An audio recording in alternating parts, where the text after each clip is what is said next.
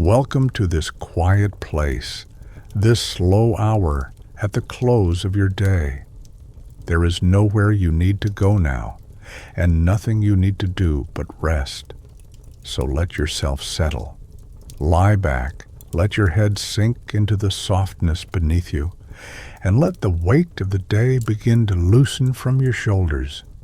You might dim the lights, or let them fade on their own, and let this story play on for as long as it likes. All through the night, if you wish, a gentle current of words that will carry you down into sleep and stay with you in the dark. There is nothing here to startle you, nothing here that asks anything of you. The tale will unfold slowly, like mist moving over still water, and you may follow it for a while and then drift away from it, and that is perfectly all right. Let your breath slow now. Breathe in softly and let it go, slower still. With each breath, you sink a little deeper into rest. If you find comfort in these long, quiet nights, you're warmly invited to subscribe so that more of them can find you when you need them.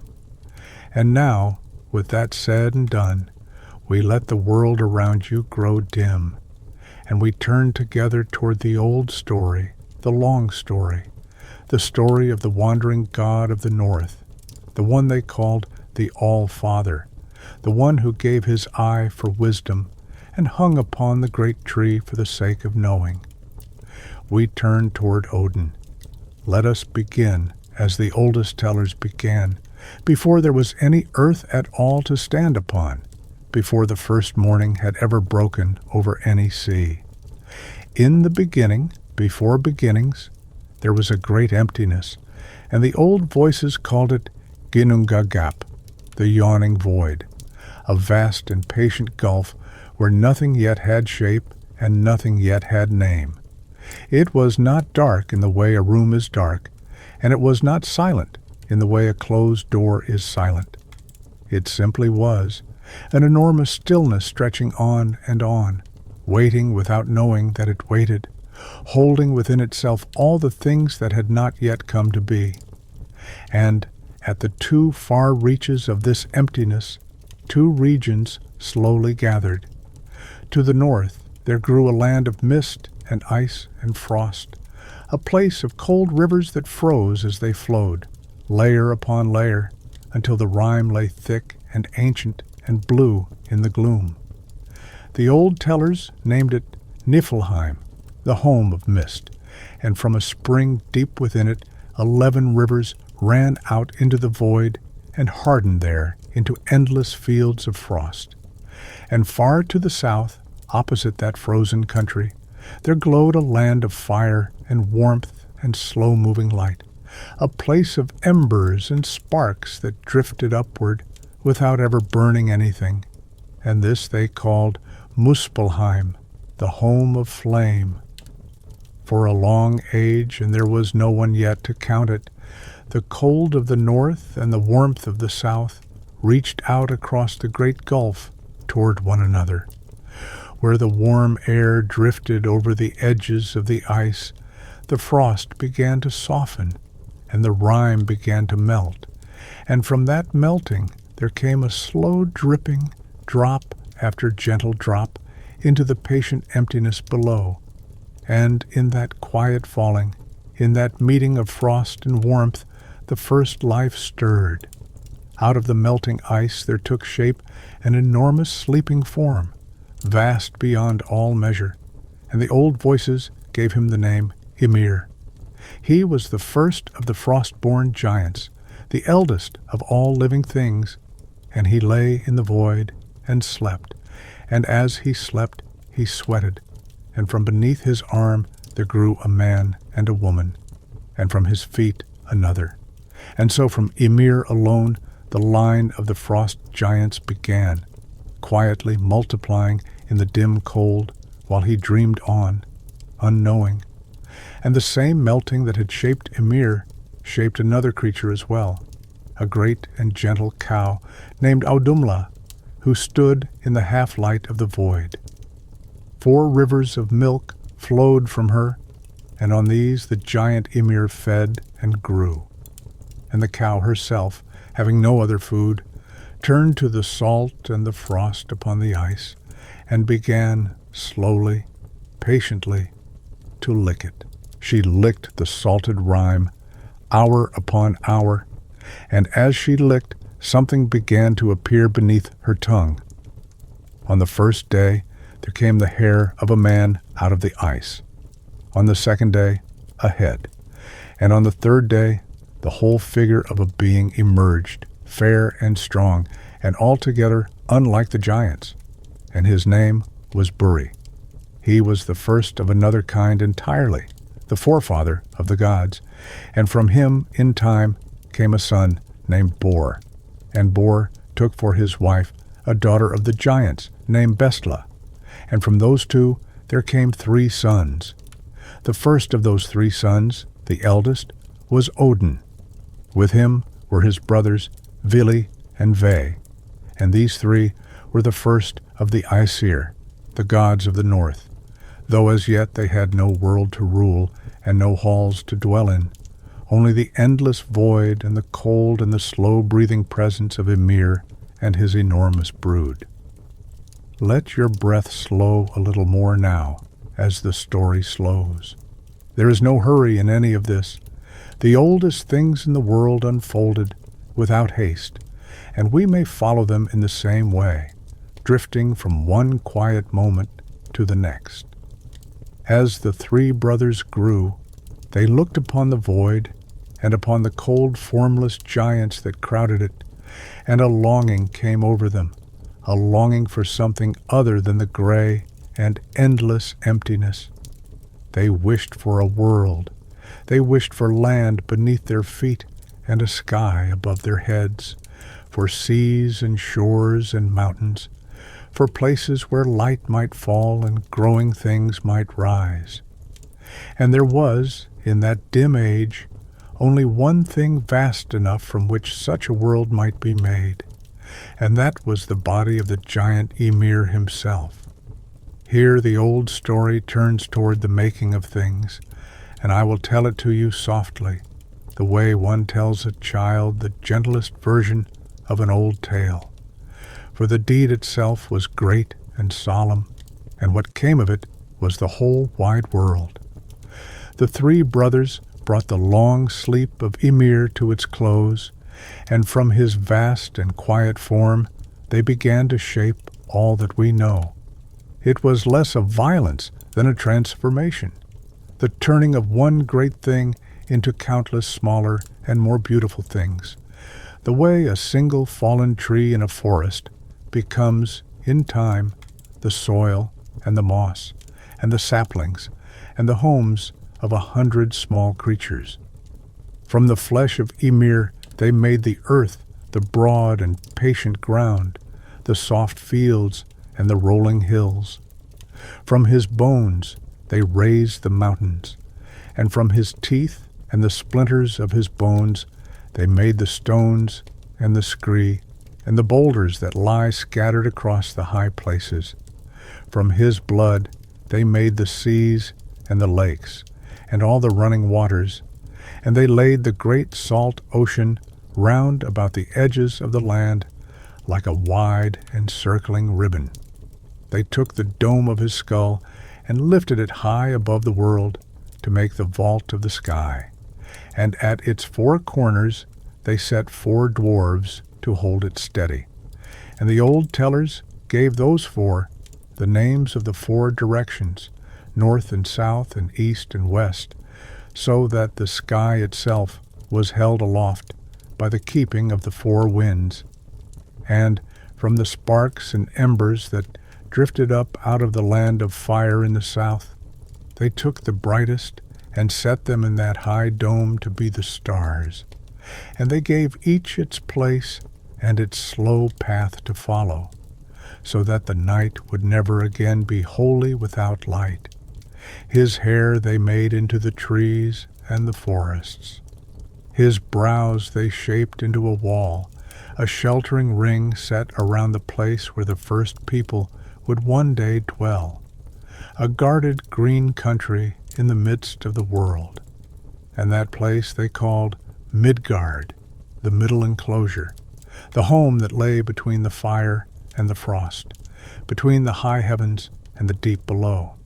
And so, out of one vast sleeping thing, there came the many things of the world, the ground, and the water, and the sky, and the stars, the mountains, and the woods, and the sheltering land in the middle. The void that had been empty for ages without number was now a place. It had shape. It had edges and centers, heights and depths, and into it light could fall, and out of it life could rise. The three brothers stood and looked upon what they had made, and it was good, and it was quiet, and it was new. Rest here a moment with them, in that first stillness after the making, when the world was young and clean and untouched, when no foot had yet pressed the new grass, and no voice had yet broken the new silence. Let that quiet be your quiet now. There is nothing more to do tonight than to lie in the soft, new dark, and breathe. The world was made, and yet it was not finished, for the great dome of the sky was still dim, lit only by the scattered embers of the stars, and the days and the nights had not yet been parted from one another, and time itself had not yet begun to turn. So the three brothers turned their thoughts toward the ordering of the heavens, that there might be a rhythm to the world, a rising and a setting, a season of light and a season of rest. They gathered the brightest of the embers that still drifted up from the land of fire, and from these they shaped two great vessels of light, one larger and golden, one smaller and silver, and they set them to travel across the high dome of the sky.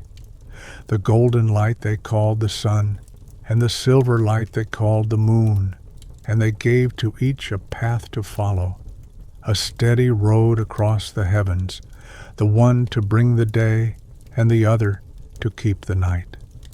And because the old tellers loved to give a face and a name to everything, they said that the sun and the moon were each guided by a gentle driver, a brother and a sister set in their high seats to lead the lights along their roads. The sister led the sun, and the brother led the moon, and round they went, day after day after day, the bright wheel turning slowly above the new earth. And so morning came into the world for the first time, soft and gold over the eastern sea, and then the long blue evening, and then the first true night with its moon. And from that turning came the count of the days and the seasons, and all the slow measuring of time that we still keep. Now there came into the world another kind of small folk, born without intention from the dark and earthy places of Ymir's making, the way mushrooms rise unbidden in the loam of a forest after rain. These were the dwarves, the little craftsmen of the deep, and they woke in the hollows beneath the mountains, and in the rich dark soil, clever-fingered and quiet, drawn always to the places out of the sun. The gods gathered them and gave them leave to dwell below, in the caverns and the stony halls of the under-earth, and there in time they became the finest of all makers, the shapers of metal and gem, the smiths whose work would later matter greatly in this story. But for now they slipped away into the dark and the cool, content among the roots of the mountains, and the world above grew quieter without them. Let your breath slow again here. There is no need to hold anything in mind. The names will come and go like leaves on a slow river, and you need not catch them. Only listen, and let the listening carry you. One day, so the old story goes, the three brothers were walking along the shore of the new sea, where the salt water met the new sand. And there, in the line of driftwood that the tide had gathered, they found 2 trees, 2 trunks of pale wood, lying side by side, smoothed by the water and shaped almost into the likeness of living things.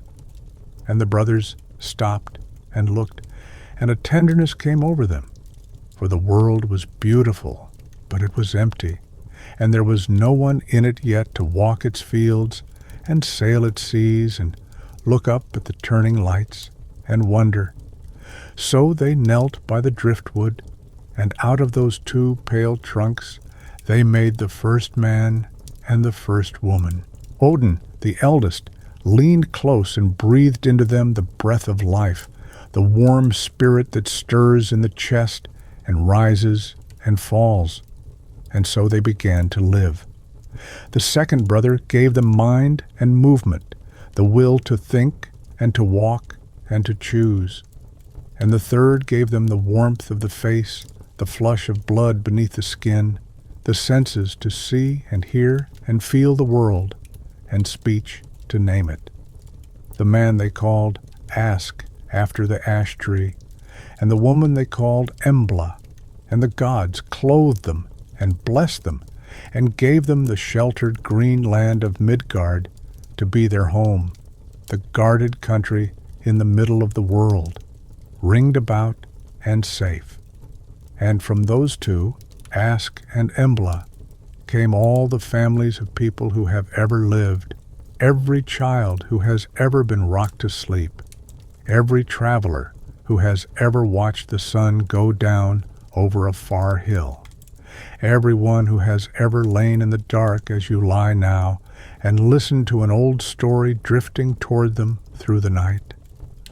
All of them came from those 2 pale figures the gods raised up from the driftwood on the shore of the first sea. There is a sweetness in that thought, and you may hold it gently as you drift, the thought that you too belong to that long line, that you too are part of the old story that is being told. Now the gods made for themselves a dwelling place high above the world of people, and they called it Asgard, the home of the Aesir, and it sat upon the heights, lifted up where the air was clear and bright. But the world of the gods and the world of people were far apart, the one high and the other low, and so the gods raised a bridge between them, a shimmering road of 3 blended colors arching across the great distance, trembling and bright. And this they named Bifrost, the Rainbow Road. By that flickering bridge the gods could pass down to the world of people, and the people, looking up after rain, could see the bright road shining in the clouds and know that the gods were near. And binding all of these worlds together, holding them in their places the way the trunk of a tree holds its every branch, there grew the greatest living thing in all of creation, the world tree, the ash called Yggdrasil. I want to tell you of this tree slowly, for it is the still center of the whole story, and to picture it is itself a kind of rest. Imagine a single tree so vast that all the worlds hang within its branches and rest among its roots. Its trunk is wider than mountains, and its crown spreads so high and so far that it disappears into a green mist beyond all seeing, and its leaves are never wholly still, forever whispering with a sound like a far-off sea. It is always green, never browning, never falling, for it is the tree of life itself, the living frame on which all the worlds are hung. From its base there reach down 3 great roots, each one stretching toward a different region of being. One root goes down into the realm of the gods and the people, into the worlds of the living. Another reaches into the frosty land of the ancient giants, and the third descends into the deep and quiet places below, the misty lands of the dead. And at the foot of each great root there lies a well, a still pool of dark water, and each well holds its own kind of power. And one of those wells will matter greatly to Odin before this story is done. Among the branches and the roots of the great tree there live many creatures, and the old tellers love to name them. High in the topmost boughs there sits a great eagle, wise and far-seeing, who looks out over all the worlds at once. Down among the deepest roots there lies a serpent, coiled in the cool dark, gnawing slowly at the wood. And up and down the vast trunk, all day and all night, there runs a small, bright squirrel, a quick and busy little thing, carrying messages between the eagle at the top and the serpent at the bottom, scurrying ceaselessly along the bark, never still, never tired. There is something gentle in that picture, the little squirrel forever running up and down the great patient tree, and you may let it carry you along too, up and down, a small steady motion in the heart of the quiet world. And there were deer too that walked among the high branches and fed upon the soft new leaves, and a goat as well, and from the dew that gathered on the leaves of Yggdrasil and fell to the ground, there came the sweetness that fed the bees, and the honey-dew that sweetened the rivers. So the great tree gave and gave endlessly, feeding the creatures that lived within it, and its 3 roots drank from the 3 wells, and its crown drank the light of the sky, and it stood at the center of everything, holding all the worlds in its keeping, ancient and green and patient and slow. This is the world into which Odin was born and over which he would come to watch. The high, bright halls of Asgard, the sheltered green of Midgard where the people lived, the cold lands of the giants out beyond the sea, the deep places below, and over and through them all the great tree, holding everything together, whispering in its leaves. Hold that picture softly now, the green tree at the center of all things, and let your breath move slow, in and out, like the slow stirring of those endless leaves. There is nothing you need to do but listen. The story will go on, and you may go with it, deeper and deeper, into the quiet. Now let us turn toward Odin himself, and toward the great hunger that lived in him, for of all the gods he was the one who longed most deeply to understand. He was the eldest and the ruler, the Allfather, seated in the high places of Asgard, and yet he was never content merely to rule. There was in him a restlessness that no throne could quiet, a wish to know the hidden shape of things, to see further than any other eye could see, to understand the deep workings of the world and the long road of what was to come. And it is this longing, more than any battle or any boast, that the old tellers most loved to remember about him, for he was a god who would give almost anything for wisdom, and who in time gave a very great deal indeed.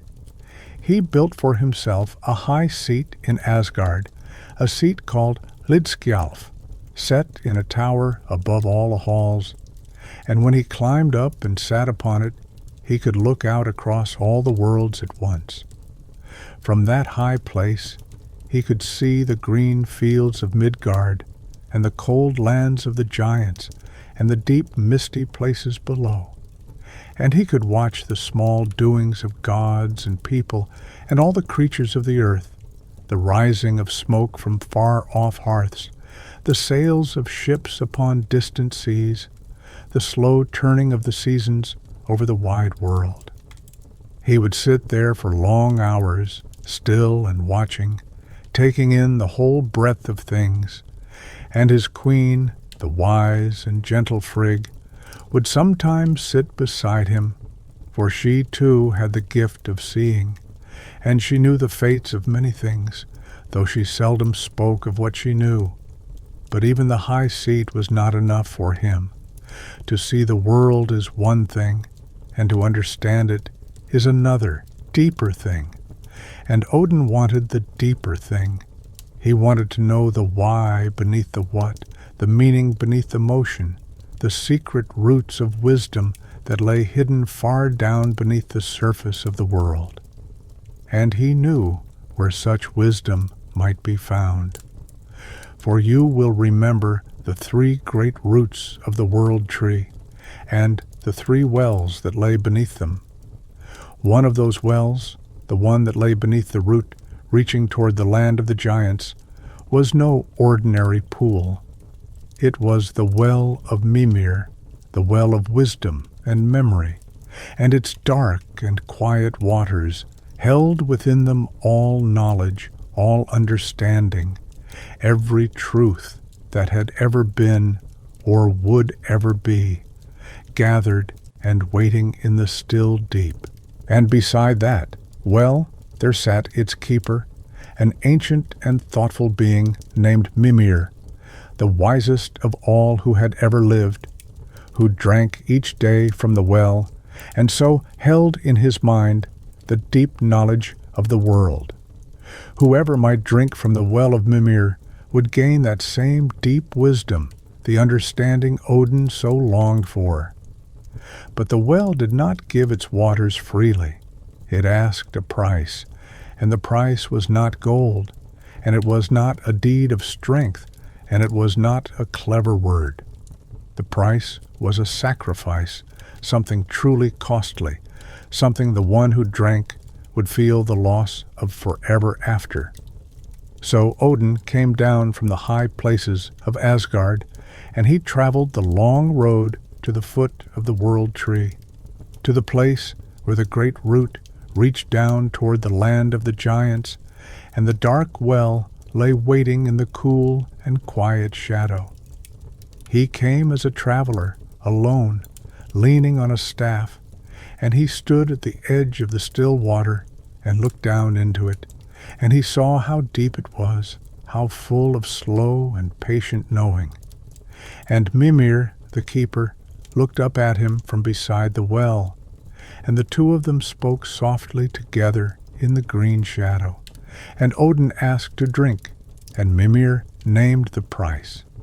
He told him that to drink of the well, to gain the deep wisdom of all the worlds, Odin must give up one of his eyes, must set it down into the dark water and leave it there forever, so that he would walk through all the rest of his long life with the sight of only one eye.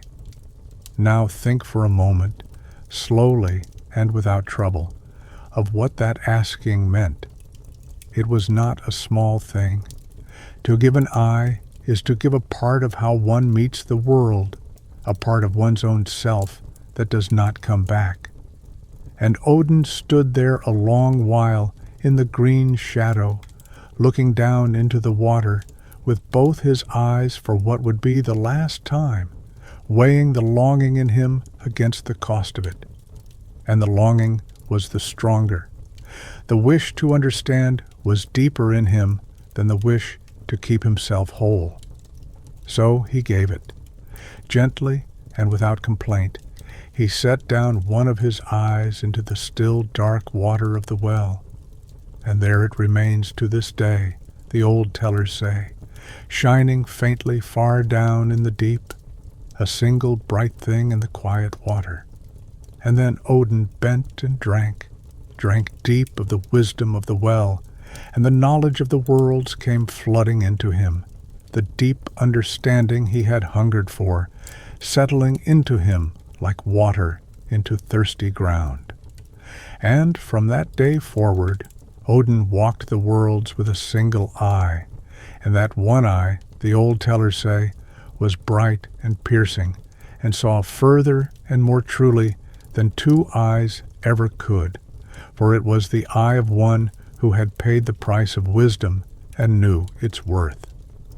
When in later days he wandered among people in disguise, a traveler in a wide hat and a gray cloak, leaning on his staff.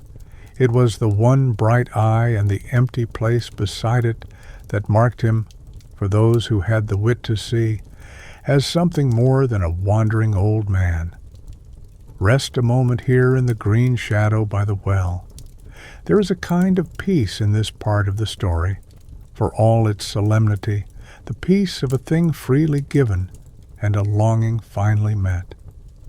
Odin wanted to understand, and he was willing to pay, and the well gave him what it had. Let your breath go slow. There is nothing you must understand tonight. You may simply rest. And yet, even with the wisdom of the well within him, Odin's hunger to know was not fully satisfied, for there was another kind of knowledge in the world, older and stranger than what the well could give. There were the runes. The runes were the secret signs, the deep and hidden symbols that lay woven into the very roots of things, the shapes that held within them the power to name and to shape and to know. They were not letters, as the people of Midgard would later use them, merely to write down names and tally goods. They were far older and far deeper than that. They were the hidden language of fate itself, the marks by which the deepest workings of the world might be understood, and even, by one who truly knew them, gently turned. And the runes lay hidden in a place where no easy seeking could reach them, down among the deepest roots of the world tree, in the well of fate where the keepers of destiny did their quiet work. And the runes, like the well, would not be given freely. They could not be asked for, nor bought, nor learned from any teacher, for there was no teacher who held them. They could only be won, and won by a trial unlike any other, a long ordeal of stillness and surrender, in which the one who sought them must give up not an eye, not a single part, but very nearly everything, must hang at the threshold between living and not living for a long and patient time, until the runes themselves, of their own accord, rose up out of the deep and revealed themselves to the one who had endured. This was the greatest of all of Odin's sacrifices, greater even than the giving of his eye, and it is the heart of why the old tellers remembered him as they did, not chiefly as a king or a warrior, but as the God who suffered for wisdom, who gave himself to gain understanding, who hung upon the great tree for the sake of knowing. Let us go toward that part of the story slowly, in the next quiet stretch of the night, for it is a strange and solemn thing, and it asks to be told gently. But first, only rest. Breathe slow. Let the dark be soft around you. The story will wait for you, and it will go on.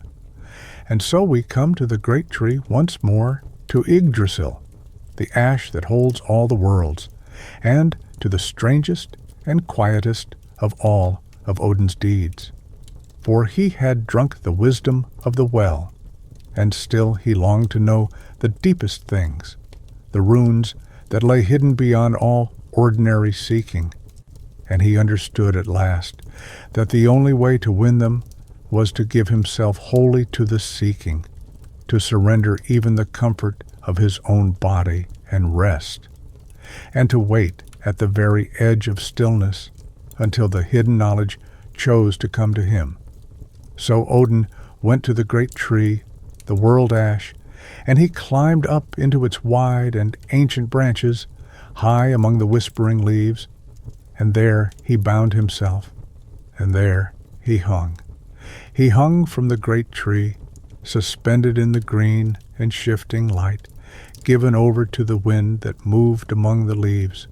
And he took no food, and he drank no water, and he let the long days and the long nights pass over him while he hung there, still and waiting, given to the tree and to the seeking, asking nothing of anyone, offering himself to himself, a god given over for the sake of wisdom. I will tell you of this softly, for though it sounds a hard thing, in the old story it has the quality of a deep meditation more than of any suffering, the quality of a long, long stillness, a patience held past all ordinary patience. Picture him there, if you like, high in the great tree, the leaves moving slowly all around him, the wind sighing through the boughs, the world spread out far below, and the green crown rising far above, and Odin hanging quiet in the midst of it all, his one eye half closed, his breath slow, waiting, only waiting, while the light changed from gold to gray to dark, and back again to gold, day after day after day.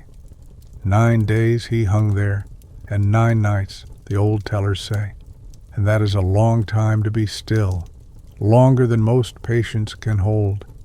And through all of it, he did not let himself down, and he did not call for help, and he did not turn aside from the seeking. He hung in the wind on the wind-swept tree, given to the deep, and the worlds turned slowly beneath him, and the great tree held him in its branches the way it held all things, patiently, without judgment, without haste. And in that long stillness something began to happen, far down at the edge of his seeing. As the 9th night deepened, as he hung at the very threshold between the world of waking and the world below, peering down into the dark wells among the roots where the deepest things lay hidden, the runes began to stir. They rose up out of the deep toward him, the secret signs, the hidden shapes of fate and knowing, rising slowly like bubbles rising through still water, like stars appearing one by one in a darkening sky. And Odin, hanging there, reached out toward them in his mind, and took them up, one by one, gathering them to himself, learning their shapes and their names and their deep meanings. And with a great cry, the old tellers say, but let us make it in our telling a soft sound, a long breath of recognition. Odin took up the runes, and the knowing of them filled him, and the long ordeal was complete. He had won the hidden wisdom. He had given himself to the tree, and the tree, in its slow way, had given the secret back to him. And then he let himself down, gently, out of the branches, and came back into the world of the gods, carrying within him the deepest knowledge there was, the knowledge of the runes. What did the runes give him? They gave him the power to understand the hidden workings of all things, and more than that, the power, the old tellers say, to gently turn those workings. With the runes he could soothe sorrow and ease pain. With the runes he could calm a storm at sea and bring a fair wind to a weary sailor. With the runes he could loosen the bonds upon a captive and turn aside the harm that an enemy intended. With the runes he could speak with the wise ones who had long ago passed beyond the world, and learn from them the old lost things. He gathered into himself a deep treasury of charms and songs and quiet words of power, each one a small gift won from the deep, and he carried them all through the long years after, using them gently, sparingly, as a wise one uses what is precious. This is why, in the Old North, the runes were never thought of as mere marks for writing. They were held to be holy, a gift that had come into the world through the long patience of a god who hung upon a tree for 9 days and 9 nights to win them. And whenever someone carved a rune into wood or stone, into the hilt of a blade or the beam of a doorway or the side of a standing stone by the road, they were touching, in a small and humble way, the same deep mystery that Odin had reached for in the branches of the world tree. Rest here a while in the green light of the tree. There is something deeply restful in this part of the story. For all its strangeness, the image of a long, patient stillness rewarded at last, of waiting held past all ordinary waiting until the hidden thing comes of its own accord. You need not seek anything tonight. You need not wait for anything. You may simply let the stillness be and let it carry you, the way the great tree carried the god in its branches, gently, without haste, holding you in the soft dark. Now Odin, having won the wisdom of the well and the deep knowledge of the runes, was the wisest of all the gods, and the wisest of all beings, save perhaps for Mímir alone, who kept the well. But there was yet another kind of wisdom in the world, and another long story behind it, and it too came to be a part of Odin in the end, and it is one of the loveliest of all the old tales, for it tells how poetry itself, the gift of fair and stirring words, came into the world and into the keeping of the gods. Let us go toward that tale slowly now, for it is sweet, and it will carry us gently onward through the night. It begins, as so many of the old tales do, long ago, in the time after the great war between the two families of the gods, of which I will tell you more in its own place. For there were in the old world not one but two kindreds of the gods, the Aesir, who were Odin's own people, and the Vanir, another and older family, gods of the field and the sea and the growing things, of peace and plenty and the gentle fruitfulness of the earth. And after a long quarrel, these two families had made their peace, and to seal that peace, in the old custom, they had all of them spat into a single great vessel, mixing together the breath and the substance of both kindreds as a sign that the two families were now as one, that no division remained between them. And the gods, being unwilling to let such a token simply sit and be forgotten, took the contents of that vessel, and from it they shaped a living being, a man named Kvasir, and into him went the wisdom of both families of the gods. All their knowledge mingled together, so that Kvasir was the wisest being who had ever walked the worlds. There was no question that could be put to him that he could not answer, no riddle he could not unravel, no trouble of the heart or the mind that he could not gently set right. And Kvasir did not keep his wisdom to himself. He wandered the worlds, going from place to place, from hall to hall, sharing his understanding freely with all who asked, teaching and counseling and comforting, a gentle wanderer bringing wisdom wherever he went. Hold that image softly as you drift, the wise and gentle wanderer going from place to place beneath the turning sky, sharing the gift of his understanding with all who came to him, asking nothing in return. The night is long, and the story is long, and there is no hurry in any of it. Let your breath go slow. Let the words move over you like the slow stirring of leaves. There is nothing you need to do but rest. Now there were in the world certain dwarves, clever and crafty makers from the deep places, and two of them, the old story tells, grew envious of the wisdom of Kvasir, or perhaps they simply desired to possess it as they desired to possess all rare and precious things, the way they gathered gold and gems into their dark halls beneath the mountains. And so they came to Kvasir as he wandered, and they invited him into their dwelling as a guest, and there, in a deed that I will pass over gently, the wise one came to the end of his wandering, and his wisdom passed out of him. But the dwarves did not let that wisdom be lost.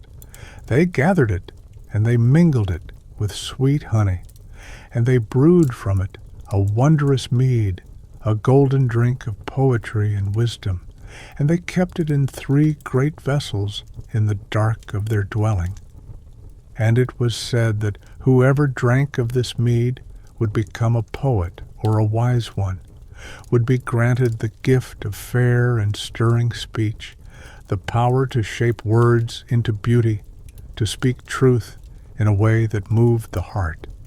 So the wisdom of Kvasir was not gone from the world after all, but changed into something one could drink, the sweet mead of poetry hidden away in the deep. But the dwarves did not keep the mead for long. Through a chain of quarrels and bargains that wove its way through the old tales, the precious mead passed at last out of the hands of the dwarves and into the keeping of a giant, who took it far away into the cold lands and hid it deep within a hollow mountain. And there, in a chamber within the stone, he set his daughter to watch over it, a giant maiden named Gunnlod. And she sat in the dark of the mountain and guarded the 3 vessels of the mead of poetry, year upon year, while the world turned outside, and the gift of fair words remained locked away in the dark, beyond the reach of gods and people alike. And this troubled Odin, for he loved poetry as he loved all wisdom, and it seemed to him a sorrowful thing that the mead, which had been made from the wisdom of the gods themselves, should lie hidden and useless in the heart of a far mountain, doing no good to anyone, neither gods nor people. So he resolved to win it back and to bring the gift of poetry out of the dark and into the world where it might do its gentle work. And the way he went about it was not by force, for Odin was wiser than that, but by patience and disguise and the long, slow working of a careful plan. He left Asgard and went down into the lands of the giants, walking in disguise as he so often did, a traveler in a wide hat and a worn cloak, leaning on his staff, his one bright eye taking in everything. And he came first to a field where 9 workers were laboring to bring in a harvest, swinging their scythes through the tall grass. And he watched them a while, and then he offered, in a quiet and friendly way, to sharpen their blades for them, for he had a fine whetstone with him. And he sharpened the 9 scythes, and the blades cut so keenly afterward that the 9 workers all wished to buy the whetstone from him. What happened next was a small and clever turn that need not trouble your rest, but the end of it was that the whetstone, tossed into the air, brought the 9 workers into such eager confusion that they were no longer able to work the field, and the giant who owned that land, whose name was Baugi, found himself at the close of the harvest without his workers. And so, when the disguised Odin came to him and offered to do the work of all 9 men through the long season, in exchange for but a single drink of the famous mead that his brother kept hidden in the mountain, the giant Baugi agreed, for he was glad of the help, and the mead was his brother's to give. So Odin labored through the whole long season, doing the work of 9, and he did it well. And when the season was over, he came to the giant Baugi and asked for his promised reward, the single drink of the mead. And the 2 of them went together to the mountain, where the giant Suttung kept the mead hidden, and they asked him for the drink that had been promised, but Suttung would not give it. He refused them at the door of the mountain, and would not let them in, and there seemed no way past the great wall of stone into the chamber where the mead lay guarded. But Odin was patient, and Odin was clever.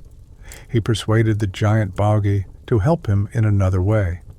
He had with him an auger, a long boring tool, and he asked Baugi to drill a small hole through the wall of the mountain, a hole just wide enough for what he intended.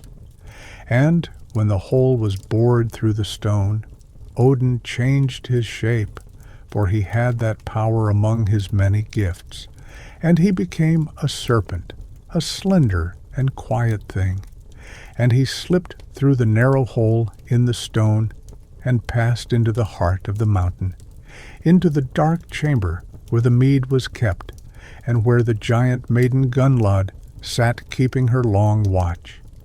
And there in the dark of the mountain Odin came again into his own shape, and he found Gunnlod sitting beside the 3 vessels of the precious mead, and he spoke with her gently and kindly, for he was fair of speech and warm of manner. And the long days passed, and a tenderness grew between them, the lonely maiden of the mountain and the wandering stranger who had come to her out of the dark. And in time, out of the love that had grown between them, Gunnlod granted him what he had come for. She allowed him 3 drinks of the mead, 1 drink from each of the 3 vessels. Now Odin, being who he was, took his 3 drinks with great care and great capacity, and with each drink he drained one of the 3 vessels entirely, so that in 3 long draughts he drank up all the mead of poetry that there was in the world, every drop of it, holding it within himself. And then, with the gift of poetry safe inside him, he took once more another shape, the shape of a great eagle, and he spread his wings and rose up out of the mountain and into the open sky, and he turned his flight toward Asgard, toward the high home of the gods, carrying the mead within him across the long miles of the air. The giant Suttung, when he discovered what had happened, took also the shape of an eagle and flew after him, and there was a long chase through the wide sky, the 2 great birds beating their wings across the heavens, the one fleeing and the other pursuing. But let us not trouble ourselves with the strain of that flight. Let us only watch from far below as the 2 dark shapes crossed the pale sky, and know that Odin reached Asgard first and came down within its walls. And the gods, seeing him coming, had set out great vessels in the courtyard of Asgard to receive what he carried, and Odin came down over the walls and gave up the mead into those waiting vessels, the whole sweet treasure of it, safe at last in the keeping of the gods. And from that day the gods held the mead of poetry, and from it they granted now and then to those whom they favored among gods and people alike the gift of fair and stirring words, the gift of song, the gift of making beauty out of speech. And so poetry came into the world, and so it has remained, a gift drawn long ago out of the heart of a far mountain by the patience and the cunning and the gentle ways of the wandering god. Rest here a moment with that thought, that every song that has ever soothed a child to sleep, every poem that has ever stirred a weary heart, every fair and gentle string of words like the ones drifting toward you now in the dark, is in some small way a drop of that old sweet mead carried down out of the mountain long ago. Let your breath go slow. Let the words move over you. There is nothing you need to do but rest and listen and drift. Now let us go back a little in the long story, back to the early days of the gods, when Asgard was still being raised up into the form it would keep through all the long years. For there is a tale about the building of its great wall that tells us much about Odin and the gods, and it is a tale that, told slowly, has the quality of a long and dreamlike afternoon. In those early days, the home of the gods stood high and bright, but it was not yet wholly safe, for it had no great wall around it, no strong rampart to keep it secure against the cold lands and all that dwelt beyond. And the gods wished for such a wall, a high and mighty rampart that would ring all of Asgard about and keep it safe forever. But to raise so vast a wall was a labor beyond what they wished to do themselves, and so it happened, in the way of the old tales, that a builder came to them out of the far lands and offered to do the work. He was a great and quiet craftsman, this builder, and he offered to raise for the gods a wall so high and so strong that nothing could ever breach it, a rampart that would keep Asgard safe through all the ages to come. But for so great a work he asked a great price. He asked in payment for the sun and the moon, and for the hand of the fair goddess Freya, the loveliest of all the Vanir, who had come to dwell among the Aesir after the peace between the two families. It was a steep price, far too steep, and the gods would never have agreed to it, save that they thought to outwit him, for they set conditions on the bargain. They told the builder that he must raise the entire wall, the whole vast rampart around all of Asgard, in a single season, through the long dark of one winter, and that he must do it alone, with no help from any other hand. And they reasoned among themselves that no one could possibly accomplish so enormous a labor in so short a time and all alone, and that when the winter ended and the wall stood unfinished, they would owe him nothing, and yet would have the benefit of however much of the wall he had managed to raise. So they agreed to the bargain, and the builder agreed, and asked only that he be allowed the help of his horse. And the gods, thinking a horse a small thing, allowed it. But the horse was no ordinary horse. It was a mighty creature of great strength, and through the long winter nights it hauled stone after enormous stone up to the building site, blocks so vast that no team of ordinary beasts could have stirred them, and it labored alongside its master without rest, and the wall rose swiftly, far more swiftly than the gods had ever imagined it could. Night after night the great horse hauled the mighty stones, and the builder set them in their places, and the rampart climbed higher and higher around Asgard. And as the winter wore on toward its end, the gods began to see, with growing dismay, that the work would be finished in time after all, that the builder would win his terrible price, the sun and the moon out of the sky, and the fairest of the goddesses from among them. And so the gods gathered to take counsel, troubled and uneasy, for a bargain freely made was a serious thing among them, and not lightly to be broken, and yet the price was more than they could bear to pay. And in their counsel they turned, as they often did when they were in a tangle, to the cleverest among them, to Loki, the shape-changer, the quick-witted one who walked among the gods, though he was of the giant kind, the one who could always find a way through a difficulty, though his ways were not always straight. And they laid the trouble upon Loki, and told him that since it was partly by his counsel they had agreed to the bargain in the first place, it must be by his cunning that they were freed from it. And Loki, in his clever way, found a path out of the difficulty that need not trouble your rest, for it was a harmless trick in the end.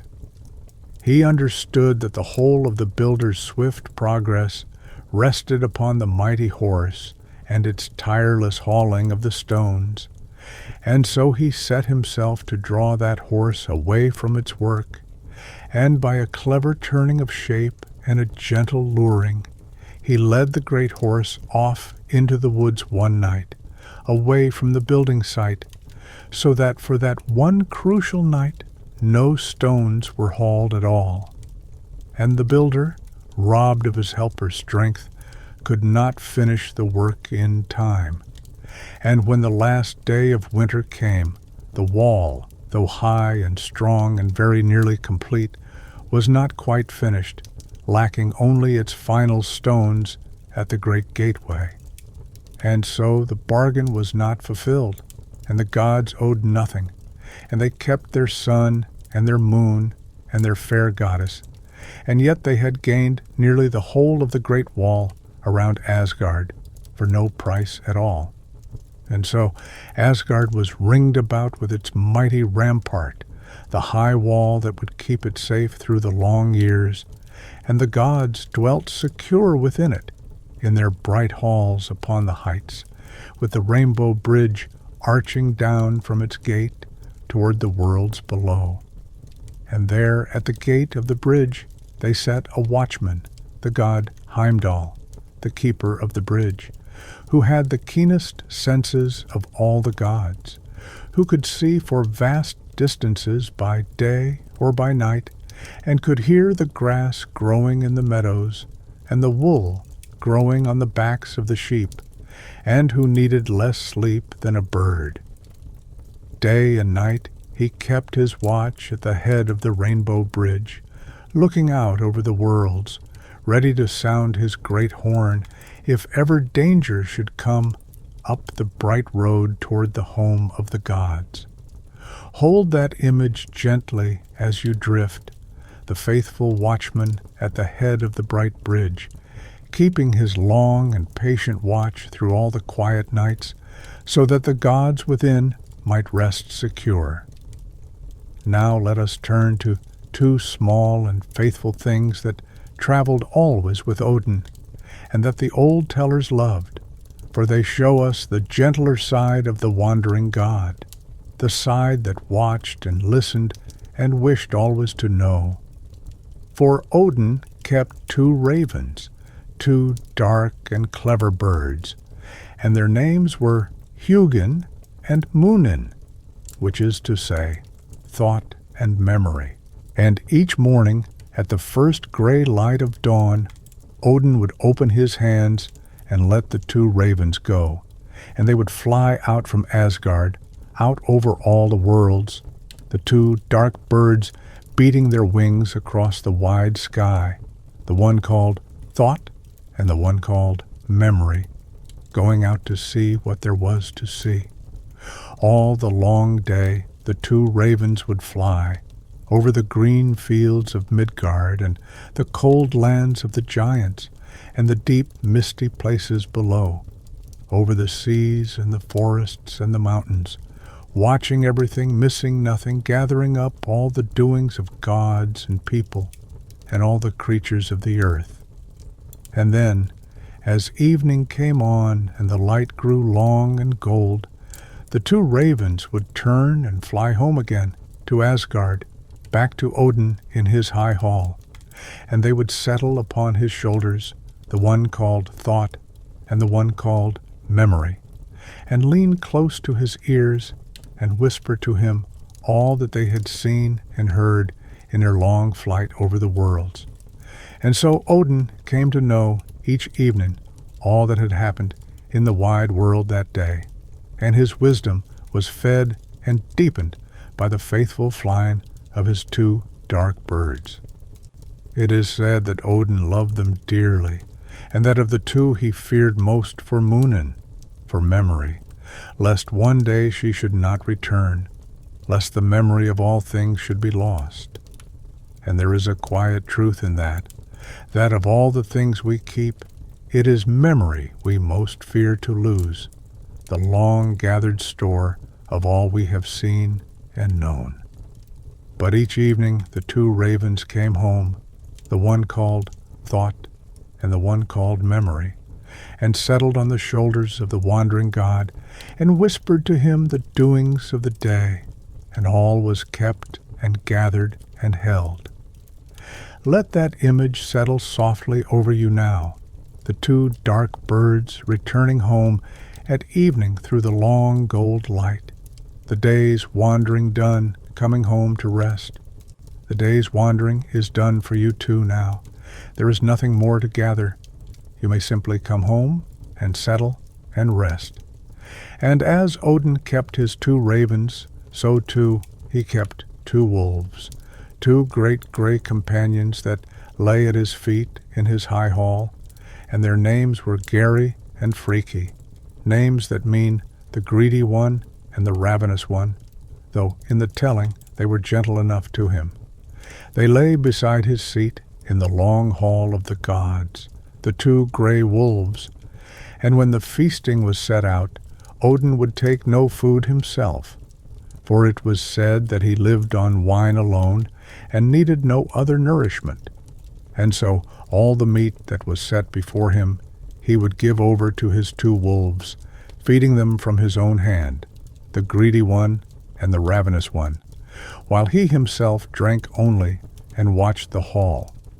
So picture him now in his high hall, the wandering god at rest at last upon his seat, his 2 dark ravens upon his shoulders, whispering the news of the day, his 2 gray wolves at his feet, quietly fed, his 1 bright eye looking out over the gathered company, and the long fires burning low. There is a deep restfulness in that image, the great hall at evening, the day's work done, the faithful creatures gathered close, the fire sinking down to embers, and the wandering one come home to rest among his own. Let it be your image of rest now. The wandering is done, the watching is done.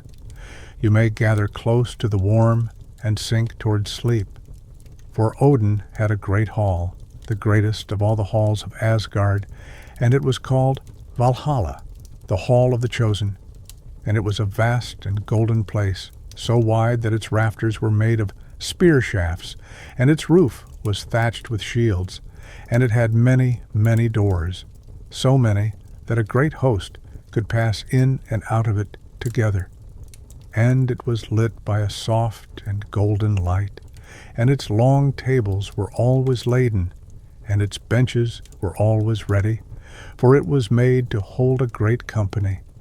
And that company Odin gathered over the long years from among the bravest and the best of those who had lived and passed beyond the world. For this was one of the deep cares of Odin, one of the long labors of his wisdom, and to understand it we must speak gently of a sorrow that lay at the far end of all things, of which Odin alone, in his deep wisdom, fully knew. For when Odin had drunk of the well and won the runes and gathered into himself the deep knowledge of all the worlds, he had come to see, far off at the end of the long road of time, a shadow lying across the future, a day that the old tellers called Ragnarök, the twilight of the gods, a great and final turning when the long age of the gods would come to its close. He had seen it, dimly, the way one sees a far storm on the edge of the sky, and the knowledge of it lay always upon him, a quiet sorrow beneath all his wisdom, and it shaped much of what he did through the long years.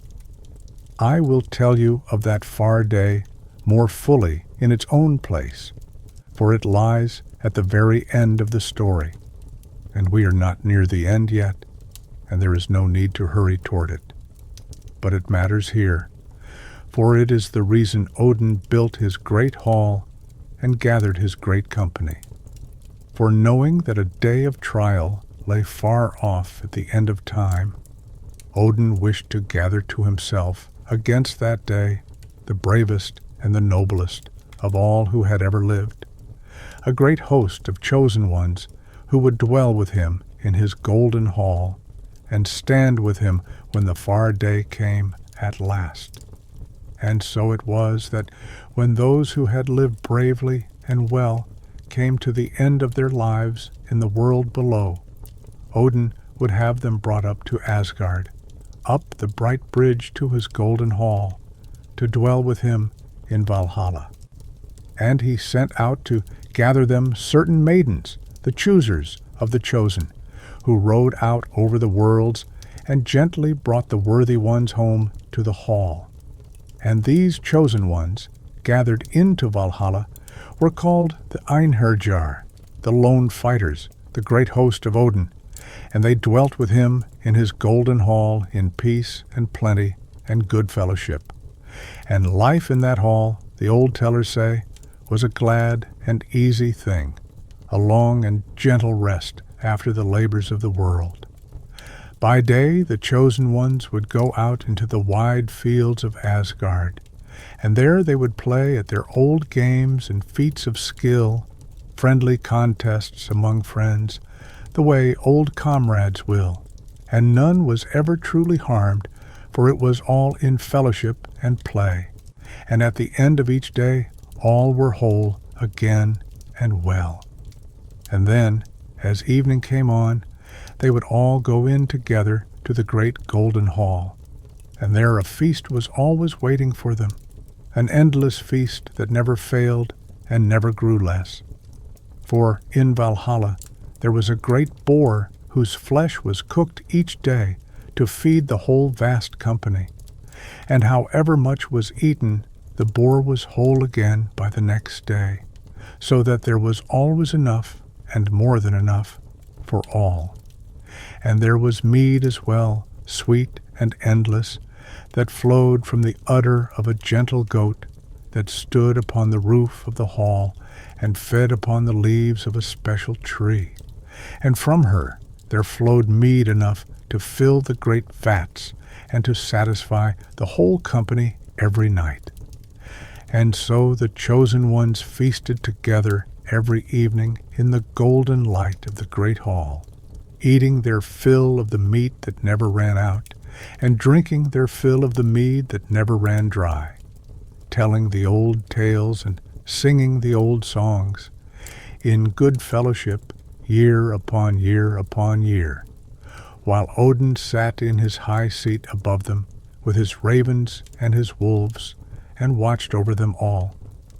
There is something in this picture that is very near to the deepest wish of rest, the image of a place where the labors of the day are always followed by a gathering of friends, where the table is always laden and never fails, where the fire is always warm and the company always glad, where one is always welcomed home at evening into the golden light.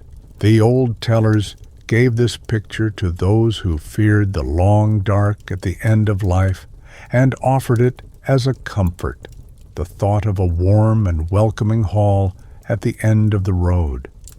And we may take a smaller comfort from it now, the comfort of a warm and welcoming rest at the end of the day, a place to lay down all the labors and the watching and simply be at peace among the warm. Let your breath go slow. Let the golden light of that long hall settle over you. You are welcomed home. You may rest. Now let us go back, as the old tellers like to do, weaving the threads of the long story together, back to the great quarrel and the great peace between the two families of the gods, of which I spoke a little before, when I told you of the wise one Kvasir, who was made to seal that peace.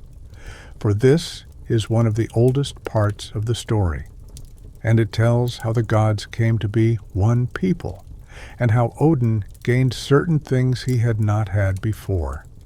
For in the early days, as I told you, there were two families of the gods. There were the Aesir, Odin's own kindred, the gods of the high halls, the gods of wisdom and of watchfulness, and of the ordering of the worlds. And there were the Vanir, an older and a gentler kindred, the gods of the field and the wood and the sea, the gods of growing things and of plenty, and of the quiet, fruitful peace of the earth. And for a long age these two families dwelt apart from one another, the one in their high, bright halls, and the other in their green and fruitful country, each keeping to their own ways, neither one fully knowing or trusting the other. And there came a time, the old tellers say, when a coolness grew between the two families, a quarrel whose first cause is told in many different ways and need not trouble us, a misunderstanding that hardened into mistrust, and the mistrust into a long estrangement, and the long estrangement at last into open strife. And so the two families of the gods, who should have been kin to one another, fell into a long and weary conflict, the first conflict among the gods. And for a long time neither side could gain the upper hand, for the Aesir had their wisdom and their watchfulness, and the Vanir had their deep old magic and their fruitful strength, and the two were evenly matched, and the long strife wore on, and neither could prevail. But let us soften this part of the telling, as we have softened the others, for it is not the strife itself that matters in the end, but the peace that came of it. Let us only say that the two families struggled long with one another, walls raised and broken, gifts of power traded back and forth across the divide, until at last both families grew weary of the long quarrel and saw that neither could overcome the other, and that the only road forward was the road of peace. And so they came together to make their reconciliation and to bind the two families into one. Hold that gently as you drift. Even among the gods, the long quarrel ended not in any victory, but in the slow turning of weariness toward peace, the laying down of an old grievance, the choosing of kinship over strife. Let your breath go slow, and let the old quarrels of your own day, whatever they have been, soften too, and settle, and be laid down for the night. And to seal the peace between them, the two families did as I told you before. They, all of them, Aesir and Vanir together, mingled their breath and their substance in a single great vessel, as a sign that the two were now as one. And from that mingling came the wise one, Kvasir, of whom you have already heard, whose wisdom in time became the mead of poetry. And they did another thing as well. In the old custom of peace, they exchanged hostages between the two families, sending certain of their own to dwell among the others, so that the two kindreds should be bound together by living ties and never fall apart again. And so it was that certain of the Vanir came up to dwell in Asgard among the Aesir, and they were great and gentle gods, and they brought with them the older magic of the field and the sea, and they were welcomed and honored among the Aesir from that day. There came the god of the sea and the gentle winds and the wealth that comes from the water, a kindly god much loved by sailors and fishers. And there came his two children, a brother and a sister, both fair and beloved, the god of summer and sunshine and the good harvest, and the goddess of love and beauty, and the deep old magic, the fairest of all the goddesses, the very one whom the builder of the wall had so desired. And these gods of the Vanir came to dwell in Asgard, and the two families became one people, and from that day there was no more division among the gods, but one kindred dwelling together in the high halls, Aesir and Vanir as one. And so Odin, who had been lord of the Aesir alone, became the Allfather of all the gods together, the head of the whole gathered kindred, and his wisdom was deepened by the old magic of the Vanir, and the gods were stronger and gentler and more whole than they had been before. Rest a moment here in the gladness of that reconciliation. The two long-divided families become one household, the old grievance laid down, the high halls of Asgard now home to all the gods together. There is a deep peace in a quarrel ended, in two who were divided coming together again, and you may let that peace be your peace now, as you drift in the soft dark. Now I have told you of many things, of the making of the world from the great quiet form of Ymir, of the well of wisdom and the eye that Odin gave for it, of the long stillness on the world tree and the winning of the runes, of the mead of poetry carried down out of the mountain, of the building of the wall and the faithful watchman at the bridge, of the 2 ravens and the 2 wolves, and the great golden hall and the gathered host of the chosen, and of the long quarrel and the gladder peace between the 2 families of the gods.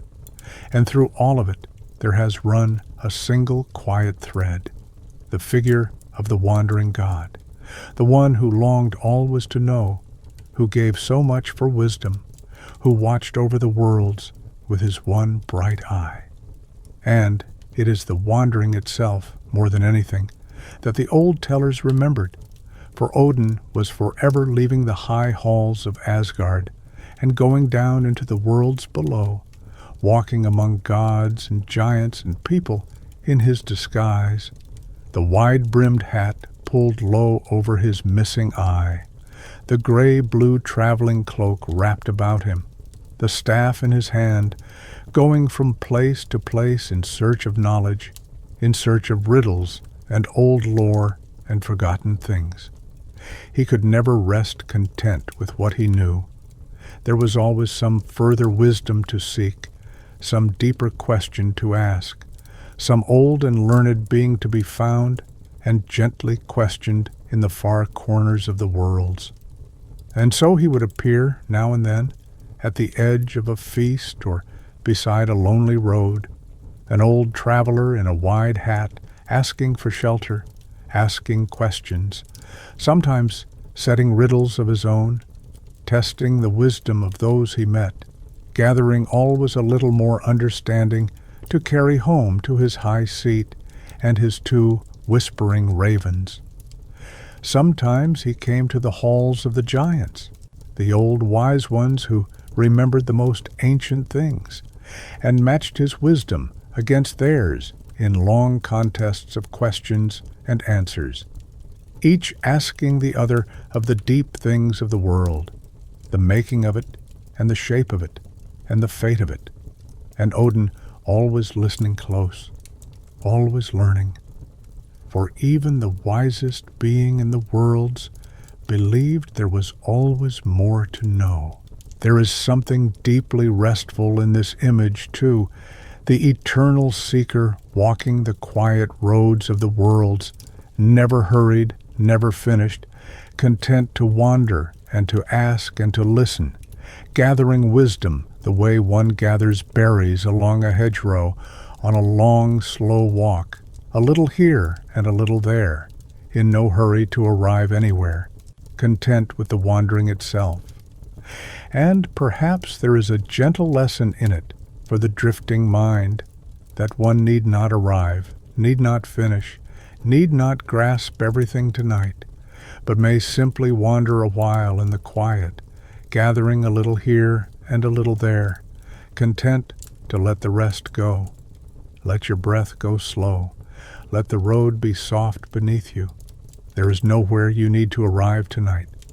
For Odin was, above all, a god of the mind and the spirit, of wisdom and poetry, and the deep hidden things, more than a god of any single deed.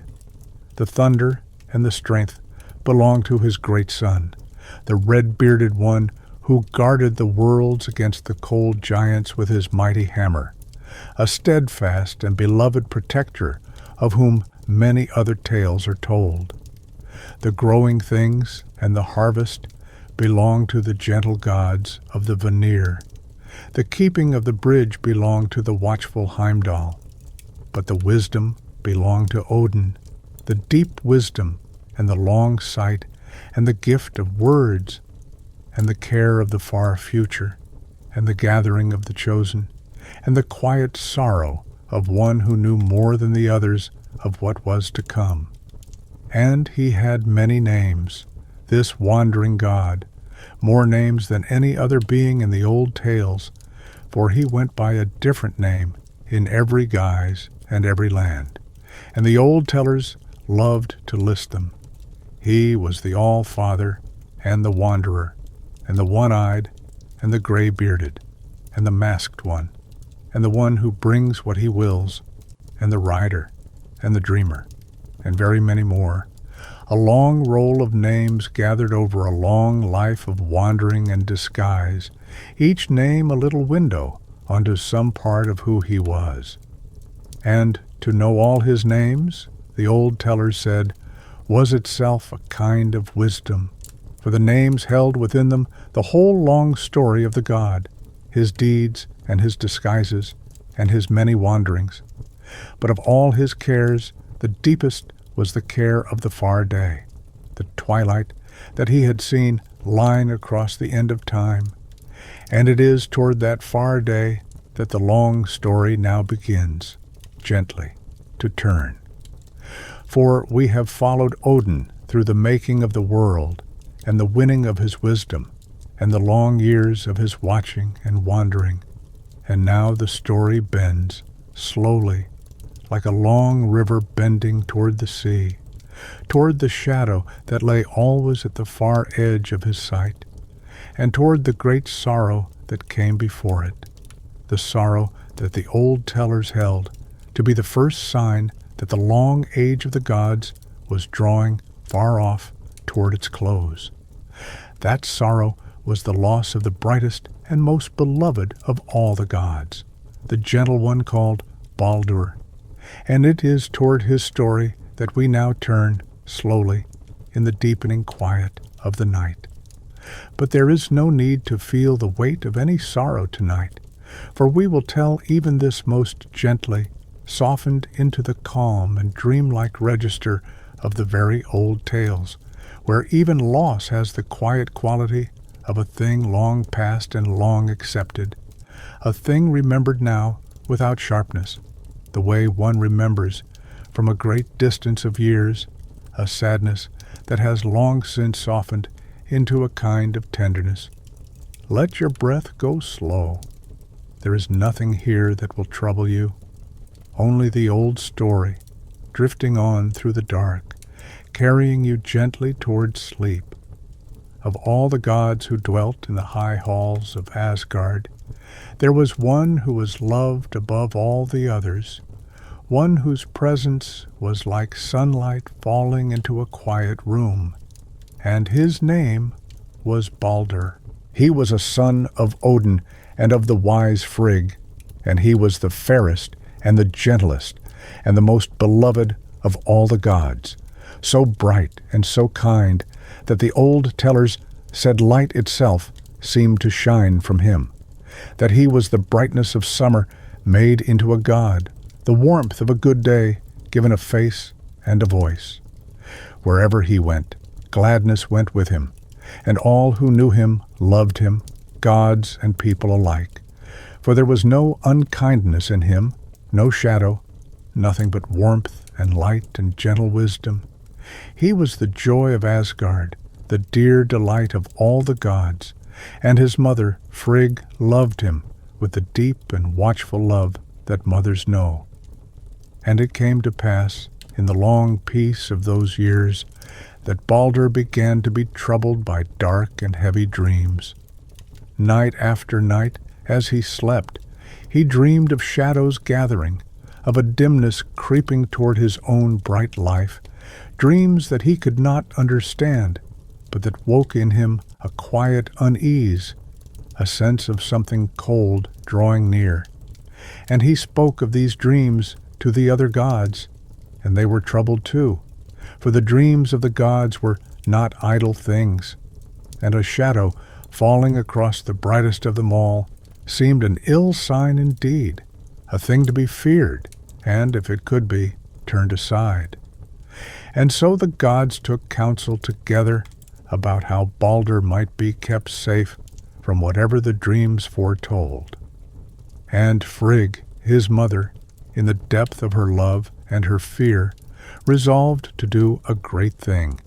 She would go out through all the worlds, to every living thing and every made thing, and she would ask each one to swear an oath never to harm her beloved son, so that nothing in all the worlds would ever be able to do him any hurt. And this great labor she undertook, and it was a long and patient work, the long walking of a mother who would do anything to keep her child safe. She went to the fire and asked it to swear never to burn him, and the fire swore. She went to the water and asked it to swear never to drown him, and the water swore. She went to the iron and all the metals, and they swore. She went to the stones, and they swore. She went to the earth and the great trees and the green growing things, and they swore.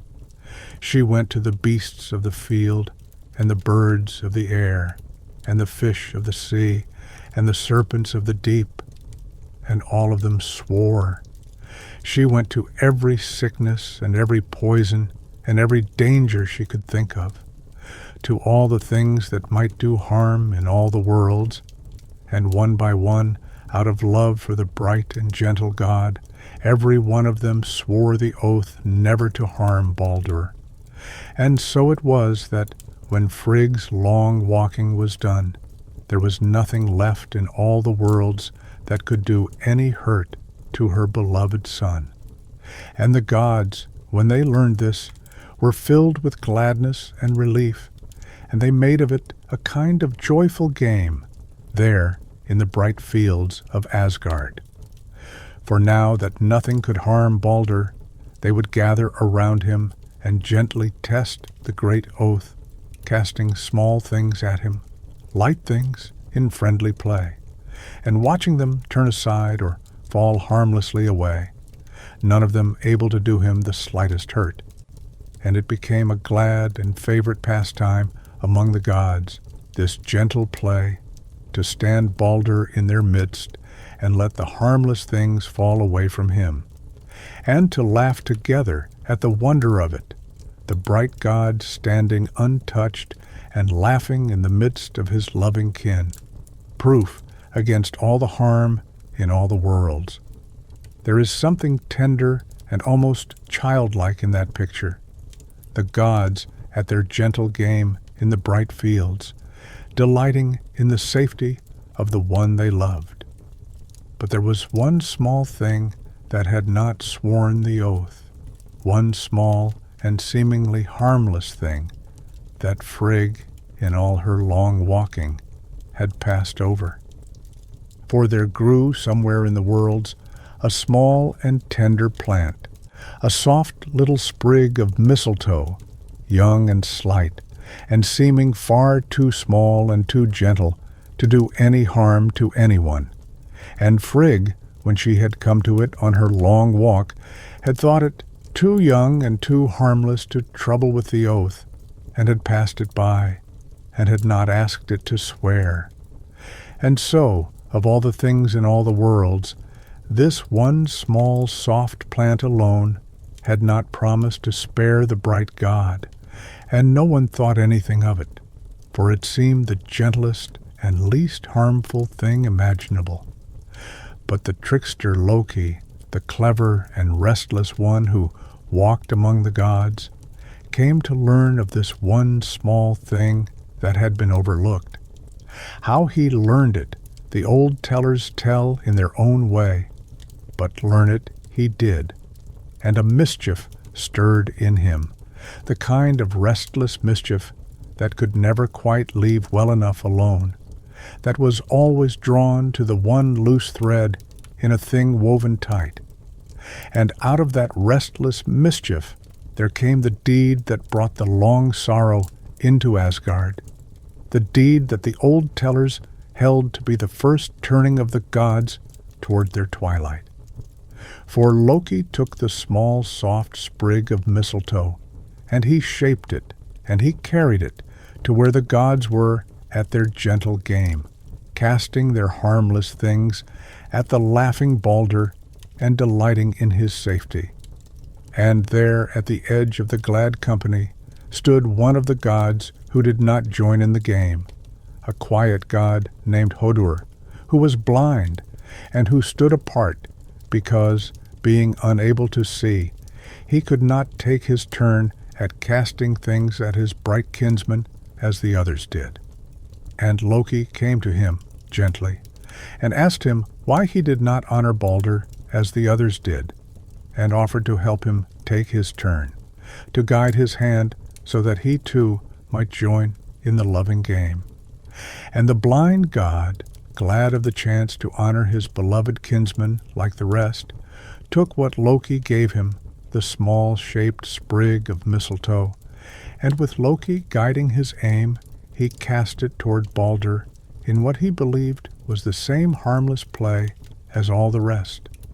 But this one small thing had not sworn the oath, and so it did not turn aside, and it did not fall away, harmless as all the other things had done. It found its mark, and the bright god Balder, the fairest and most beloved of all the gods, the joy and the delight of Asgard, fell down upon the bright grass, and the light went out of him, and he was gone. Let us pause here a moment in the great stillness that fell upon Asgard, and let us hold it gently, for it is a deep sorrow, but it is a very old one, long past and long softened by the telling, and there is nothing in it now that can harm us. A great silence fell over the gathered gods, the silence that falls when something has happened that cannot be undone, when the glad game has turned in an instant to grief, and all the bright company stood stricken and speechless in the field, looking down at the fallen god, unable at first even to believe what their eyes were telling them. The brightest of them all was gone, and the light of Asgard was dimmed, and a grief, such as the gods had never known, came down upon them all. And Odin, the Allfather, felt that grief perhaps most deeply of all, for he was Balder's father, and more than that, in his deep wisdom he understood, as the others did not yet fully understand, what this loss truly meant. He knew, with the long sight that his sacrifices had won him, that the death of the bright god was not merely a single sorrow, terrible as it was, but the first sign of the far thing he had long foreseen, the first falling stone in a long, slow fall, the beginning of the turning of the gods toward their twilight. And so his grief was double, the grief of a father for a beloved son, and the deeper grief of one who sees in a single sorrow the shadow of all the sorrow that is yet to come. Let your breath go slow now, gentle and slow, and let this old grief rest where it lies, far off and long past, softened by all the long years between. There is nothing here to trouble your rest, only the quiet and the old story drifting on. But the gods did not give up their bright one easily, for their love was great, and a hope remained to them. For there was a road, hard and long, that led down into the deep and misty places below, into the quiet realm of those who had passed beyond the world where Balder had now gone, and it was said that the keeper of that quiet realm might, if she were willing, allow one who had passed to return. And so the gods resolved to send a messenger down the long road to ask whether their bright one might be given back to them. And one of Odin's own sons, a brave and willing god, took up the task and rode the long dark road down into the deep on Odin's own great horse, the swift gray steed with the 8 strong legs that could carry its rider over any road in any of the worlds. Down and down he rode, through the long dark and over the bridge that crossed the quiet river that bounds the realm of the dead, and he came at last to the still hall in the deep where Balder now sat, honored and at peace, in the quiet keeping of that gentle realm. And the messenger asked the keeper of the deep whether the beloved god might be allowed to return to the world above, for he was mourned, he said, by all the worlds, by every living thing. And the keeper of the deep made answer that she would test whether this was truly so, whether Balder was indeed so beloved as the messenger claimed. If, she said, all things in all the worlds, every living thing and every dead thing, would weep for the loss of the bright god, then she would let him return. But if even one thing in all the worlds would not weep for him, then he must remain below in the quiet realm. And the messenger rode back up the long road and brought this word to the gods. And they sent out a call through all the worlds, asking all things everywhere to weep for the loss of Balder, that he might be given back to the living. And all the worlds wept, the gods wept, and the people wept, and the beasts of the field wept, and the birds of the air wept, and the stones wept, and the trees wept, and the very metals wept, the way you may have seen iron and stone grow damp and weeping in the cold, all things in all the worlds weeping together for the loss of the bright and gentle god, so that it seemed certain he would be given back, that the great test would be passed, and the light would return to Asgard. But there was one who would not weep.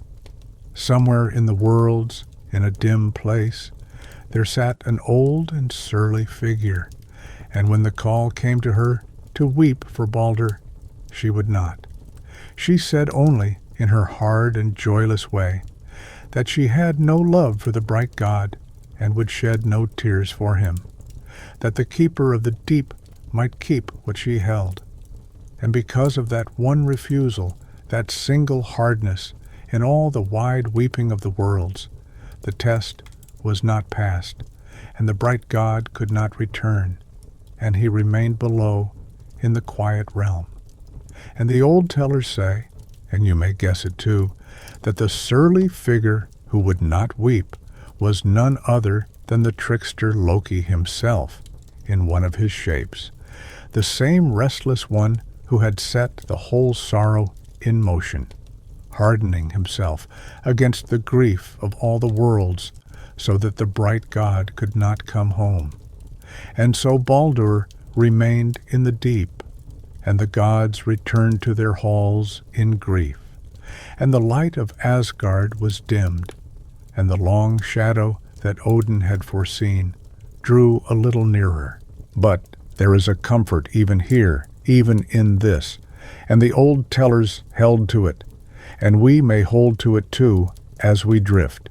For it was said that Balder was not lost forever, but only gone ahead, waiting in the quiet keeping of the deep, and that after the far day of the twilight, when the long age of the gods had passed, and a new and gentler world had risen up green and clean from the old, the bright god Balder would return, and come up out of the deep into the new morning, and the light would shine again. So even his loss was not an ending, but a long waiting, a going ahead into the quiet, to return again when the time was right. Hold that gently as you drift, that what seems lost may only be waiting, that the light gone down may rise again, that even the deepest dark is not always an ending. Let your breath go slow. There is rest in that thought, and you may rest in it now. Now we come, slowly and gently, to the far thing itself, to the long shadow at the edge of Odin's sight, the day the old tellers called the twilight of the gods. And I will tell you of it softly and briefly, and with all its sharpness smoothed away, for it lies at the very end of the long story, far off beyond all the long years, and we need feel none of its weight tonight. We need only know it the way Odin knew it, as a far and quiet certainty at the edge of things, a thing foreseen and accepted and carried calmly, the way the wise carry the knowledge of all far things. For Odin, in his deep wisdom, had long known that the age of the gods, like all ages, would one day come to its close, that the long bright noon of Asgard would in time slope down toward evening, and that a great turning lay far off at the end of the road of the worlds.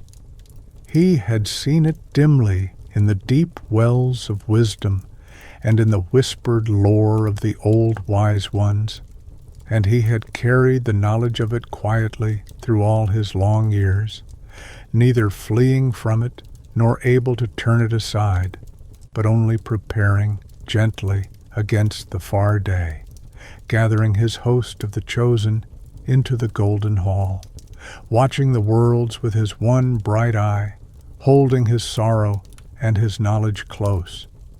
And the shape of that far day, as the old tellers told it, was this, that after a long age, after a great winter of the world, the bonds that held the old dangers in check would loosen, and the powers of cold and dark and disorder that had been kept at bay would gather and come forth, and there would be a great final meeting between the gods and those old powers, a turning so great that the very tree of the worlds would tremble.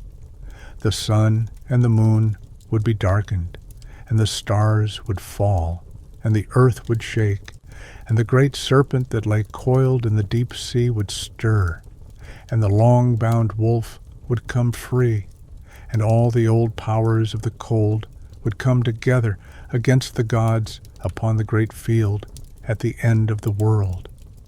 And in that far meeting, the old tellers said, many of the gods would fall, and Odin himself among them, for he had seen his own ending in it, the one thing even his great wisdom could not turn aside.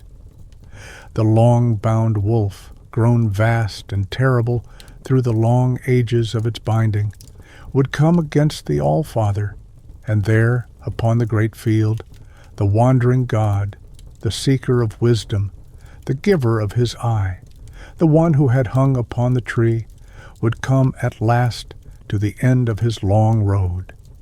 And his great host of the chosen, the Einherjar he had gathered through all the long years into his golden hall, would go forth with him to stand against the old powers, the bravest and the best of all who had ever lived, marching out through the many doors of Valhalla into the gray light of that last morning. But let us not dwell on the strife of that far day, for it is not the strife that matters in the end. What matters, and what the old tellers most wish to leave us with, is what came after. For the twilight of the gods was not, in the deepest telling, an ending without hope. It was a turning, the falling away of one long age so that another, cleaner and gentler, might rise up in its place. And so, after the great turning, after the old powers and the old gods had passed away together upon the field at the end of the world, the worn and weary world itself would sink down, and then, slowly, gently, rise again, new and green and clean, up out of the old. The earth would come up again out of the deep, fresh and green and fair, and the waters would run clear, and the green things would grow, and a new sun, daughter of the old, would rise into a clean new sky and travel the heavens as her mother had done. And not all would be lost in the great turning.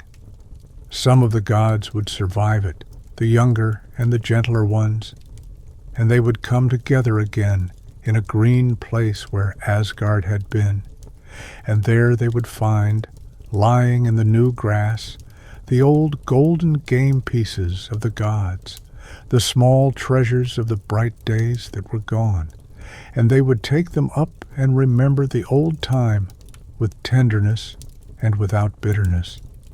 And up out of the quiet deep, would come the bright god Baldur, returned at last, with the light shining from him once more, into the new morning of the new world.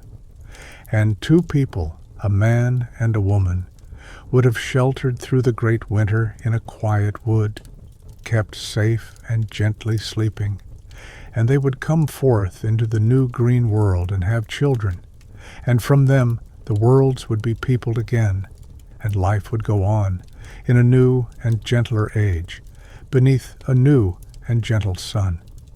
So even the twilight of the gods was, in the end, a kind of long sleep and a gentle waking, a sinking down of the old and tired world, and a rising up of a new and rested one, green and clean and bright.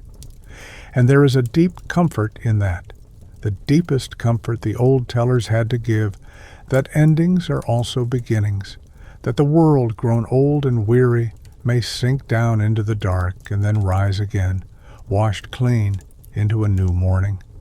Let that comfort settle over you now, soft and warm, as the story begins to slow. Let your breath go slow. There is a new morning waiting, always, on the far side of every dark. And so we have followed him all the way, the wandering God, from the very beginning to the very end. We have seen the world made out of the great quiet form in the void, and the first light set in the sky, and the first two people raised up from the driftwood on the shore. We have stood with him in the green shadow by the well, and watched him give his eye for the deep wisdom of the worlds. We have seen him hang in the long stillness of the great tree, and gather up the secret runes out of the deep. We have followed the sweet mead of poetry down out of the far mountain, and watched the great wall rise around Asgard, and seen the faithful watchman keep his bridge. We have seen the two dark ravens fly out at dawn, and come home again at evening, and the two gray wolves at rest by the high seat, and the long golden hall where the chosen ones gathered to feast in the warm light. We have seen the two families of the gods lay down their old quarrel and become one people. And we have followed the long story to its far and gentle end, through the loss of the bright God and the long shadow of the twilight, all the way to the new green world rising clean out of the old, and the light returning and the morning coming again. It is a long life, the life of Odin, longer than any other, and full of seeking and wandering and the giving of much for the sake of wisdom. And through all of it, he was, above all, a watcher, a listener, one who wished to understand, one who gave what he had for the sake of knowing, and who carried even the knowledge of his own far ending quietly, without fear, with the deep calm of one who has made his peace with all things. And now the story is told, and there is nothing more to seek, and nothing more to know, and nothing more for you to do at all. The wandering is over. The watching is over. You may set it all down now, every last thread of it, and let it drift away into the dark. Let your breath go slow, slower still. Let it be soft and easy, in and out, like the slow stirring of the leaves of the great tree, far off, in the quiet. There is nothing you need to hold. The names may go, the story may go. Let them drift away like leaves on a slow, dark river, out of sight, into the quiet. You are warm, you are safe, you are held, the way the great tree held the worlds in its branches, gently, without effort, without end. The ravens have come home. The fires have sunk low. The hall is quiet now. Let your thoughts grow soft. Let them grow slow. Let them grow still. There is nothing more. Only the warm dark and your slow breath and the quiet. Rest now. Rest. Sleep.